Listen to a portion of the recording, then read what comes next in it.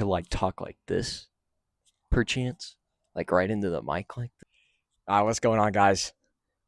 Today we're going over humiliation, what it is, what happened in my life. I got some issues, I got some self confidence that's destroyed now because of humiliation. It's definitely not fun to go through. I think that humiliation is an aspect that uh, I have been through every day of my life. I humble myself sometimes, and I humble myself sometimes in my brain. Sometimes I humble myself when I think things are cringy, and I'm like, why did I just do that? You know, but maybe you guys relate too. So I think that I'm just gonna go over what humiliation is, and then I'm just gonna like go over some like rough stories, what the Bible talks about humiliation. I mean, it doesn't really directly say humiliation, but it gives some good references and stories, and then stick around because I got some ideas on why you might have been humiliated or let people kind of ride on your back. Why are we being humiliated? Even just as like Christians, why does Jesus say that we are humiliated? You know, because he says that the whole world will hate us because of his name's sake. How ridiculous is that? Why do people hate on us because we're just Christians? Because we preach the gospel. And I think most times is because we leave a bad taste in people's mouths. When we go out and we say certain things, we slip up, we're not perfect, you know? And so the expectation is higher. And we're being humiliated as Christians because we are living in a fallen kingdom, and the devil wants to mock us, and he wants to put us down. He wants us to fall. So let's just talk about some other situations besides Christianity and being humbled in that perspective. Humiliation, um, humiliation is just a way of people expressing their feelings of their own insecurities. And when people humiliate you, it's really just an outward expression of their inward appearance.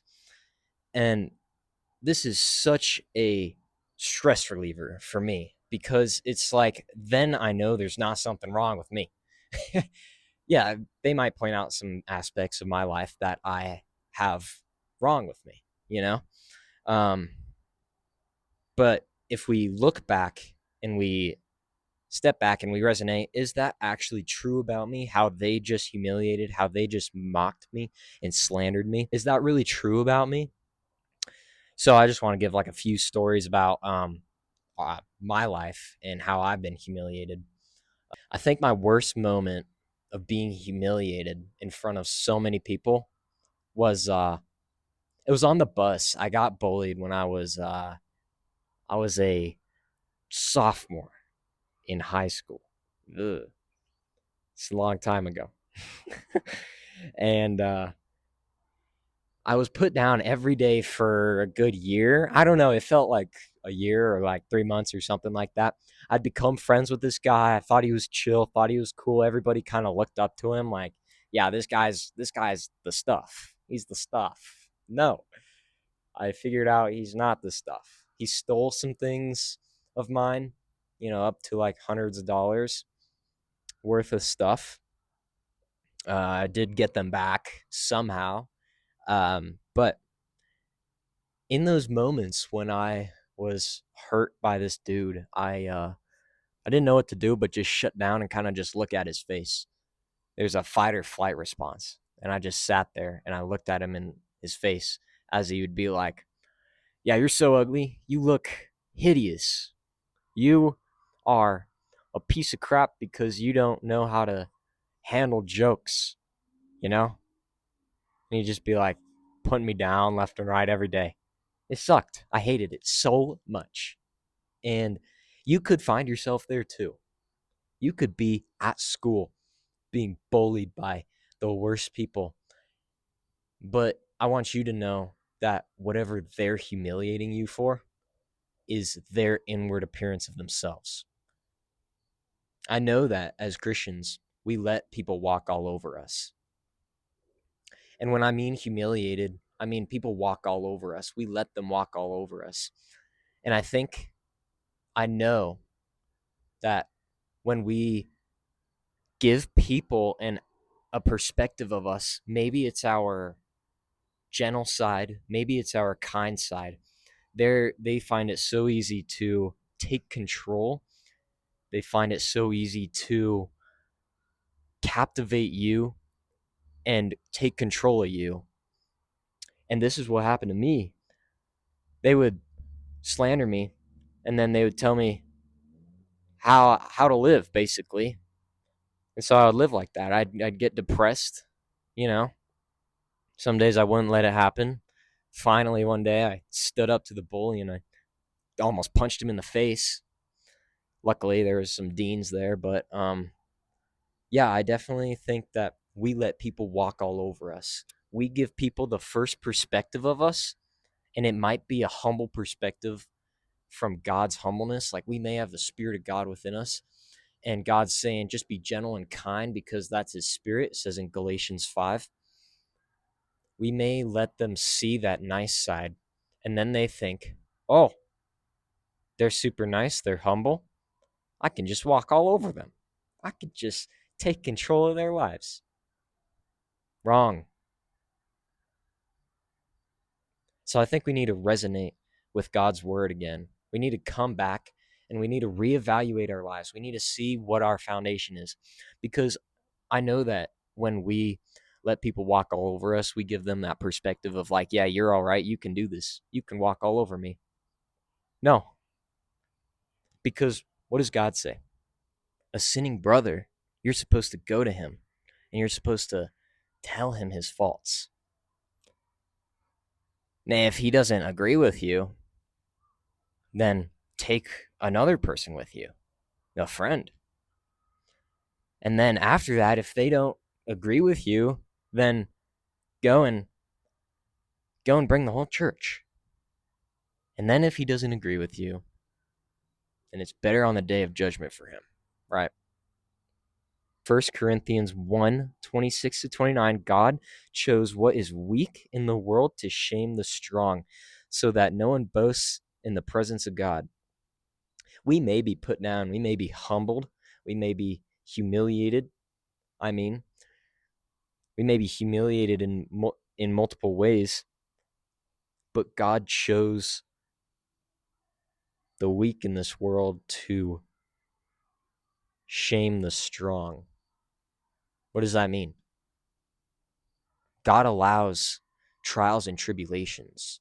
God allows certain things in our life to help strengthen us. It says in Romans 8 or Romans 3, verse 5, I believe, that glory and tribulation because it produces character and character produces strength. It also says the same in 1 James, verses 1-4.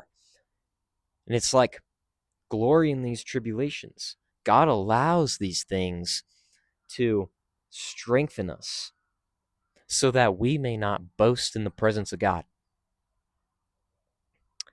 And when we let people walk all over us and give them a perspective of any type of weakness that they find, then we can become humiliated.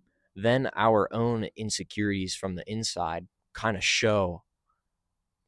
I shut down, definitely.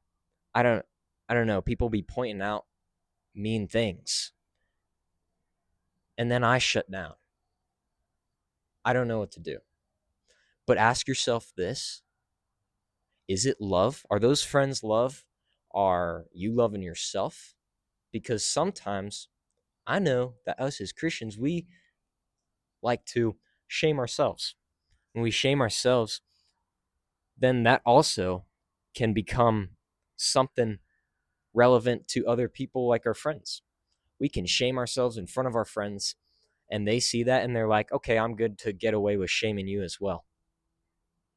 No, we need to stand firm in God's word. We need to know that God is the Almighty Creator. He's the foundation. And I think that He is going to show us the way in every step. And we just need to allow Him to tell us who we are. It says in Psalms 139 that His thoughts are greater than the sands of the earth about us. He thinks more thoughts about you than the sand on the earth.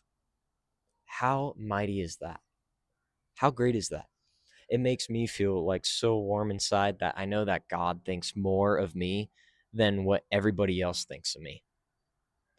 So we need to realize that God is the author and the creator. We need to come back to his love, because once we found our place of love on people, then we become controlled, and we are called people pleasers.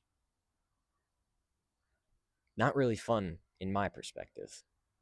I've had my fair share of people pleasing in my day. Ask yourself if it's love. Are you loving yourself? Are people loving you? Because in the Hebrew, God's name, Yahavah, it also correlates with Ahava, which is love in the Hebrew. So God is love, right? God's name, shortened with take the Y off, is love. Ahava. You know what Paul writes in 1 Corinthians 13? He writes about love, the morality of love. You can look up love online in the definition, and that would come up. And the definition of love, it is not rude, it is not boastful, it is not prideful or arrogant, it is not self-seeking, it is not envious, it endures all things, loves all things. And I think we need to ask ourselves, are those the attributes of what we are to ourselves?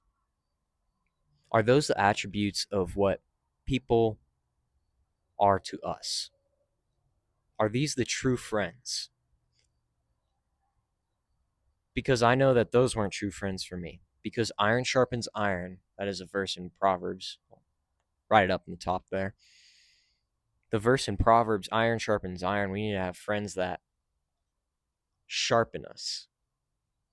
We need friends to pierce us with the sword of God and re-straighten our lives. When there are friends that humiliate us in front of others, that is not love. That is just an outward expression of an inward appearance. And I want you to understand the true love of God, because His true love is what endures forever. We need to understand that Acts 20, verses 35 says that blessed are those who give than to receive. When we give our time, when we give anything to people, even the lowly, even the people that hurt us the most, when we give, we are more blessed. Because blessed are those who are pure in heart, for they'll see God, you know? Some people may see that purity in you, and they may not like it. Some people may see that love and that joy from the Lord inside of you, and they may not resonate with it at all, that they just want to humiliate you, make themselves higher, and put you down. It says that those who humble themselves will be exalted, and those who exalt themselves will be humbled. So just know that those people who do hurt you will be humbled. Maybe they humble themselves. Maybe they will be humbled by getting put in jail or something like that. I don't know. But this is your call to action. This is what I need you to do. I need you to understand that it is more blessed to give than to receive. So keep giving yourself to those people who are hurting you. Keep giving yourself your love to those people, because it will have breakthrough in the long run. I feel like if I was more founded in God's word when I was being bullied, and I started encouraging this guy with love, kill him with kindness, I feel like if I killed him with kindness, then his heart would have changed for the better. But instead, I went to the deans and I said, let's just sign a no contact agreement. No, let's not do that. Let's actually just talk this out. Help me be a loving brother, God. Help me be a person that shows your true love. So that's your call to action, is just show your true love. Give, because it is more blessed to give than to receive. And I just thank you guys so much for your time. I've been out here with the sunset, and I'll see you later. Peace. Also, by the way, you're not alone. God sees you in your trouble, in your hurt, and He loves you, and I love you. Stay blessed. Stay happy. Peace.